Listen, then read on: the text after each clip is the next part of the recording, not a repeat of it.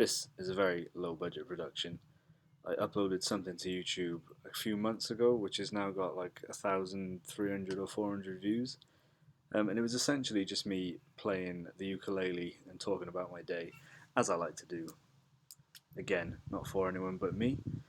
But in the video, I mentioned the Moneybox app, which I've been using to do micro investing. And it got quite a lot of views because I mentioned the Moneybox app. So perhaps there's not a lot of people who are talking about this stuff. Um, and I found it quite funny that a few people underneath the video had commented that I was the most boring man on the planet. And it just made me chuckle. But I decided that perhaps I'd do a little more of an in-depth talk about the Moneybox app, um, because I've been using it a lot and people seem to actually want questions answered about it. So I'm sat here by the fire listening to some podcasts, so I thought I'd talk about it. Basically, the Moneybox app is micro investing for mobile users. I have an iPhone. I don't know whether they make it for Android. I haven't looked into that yet.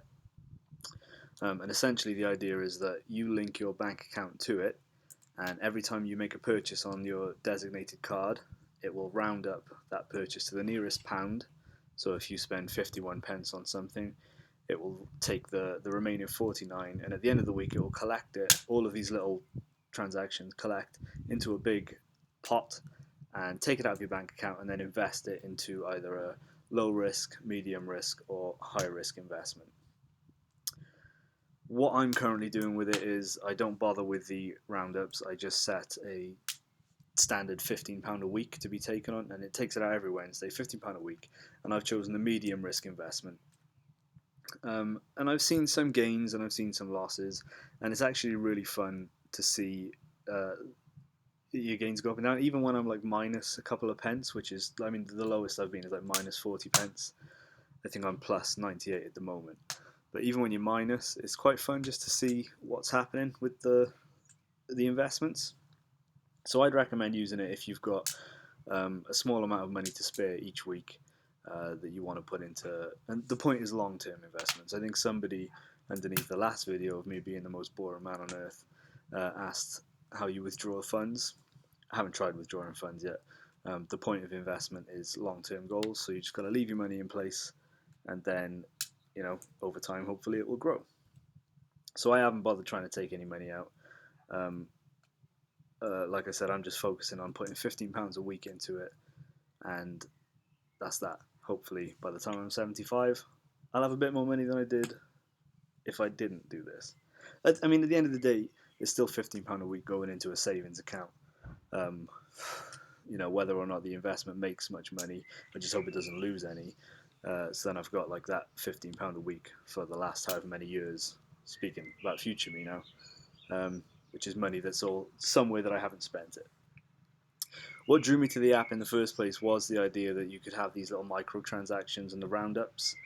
I opened a bank account with Lloyd's, which also has the same feature. So anytime you spend on that specific bank card at Lloyd's, it will take the remaining money up to the pound and put it in your designated savings account. I like that idea because it just seemed like an easy way to bank a little bit of extra cash, And plus, I really like dealing with whole pounds and flat numbers. I don't like having, it's a bit OCD, I suppose, but I don't like having my bank accounts being like £500 and 57 pence. I'd rather just a flat 500 just to see it. So it was a nice way to sort of get my bank accounts at a flat amount each time I spend. So I came to the Moneybox app with that in mind of doing the microtransactions. Turns out I don't use it for that. I just do the £15 a week. I don't know yet whether I would recommend it for people who want to do investing. It's certainly fun to do if you don't know much about investing and you just sort of want to play around with it. Again, I chose a medium risk investment because I don't really want to lose my money, but I do want to see it do something a little bit more than just the flat like 2% rate of return. But yeah, it's enjoyable. Don't really know what else to say about it other than that. Have a little go. It seems to be safe. I've not had any problems with it. I did a bit of research before I installed it, and apparently it's all, above board.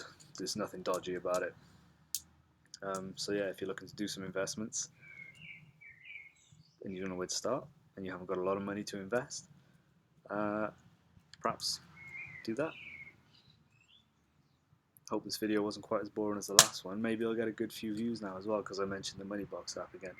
Also, coming in the pipeline, I have bought the, I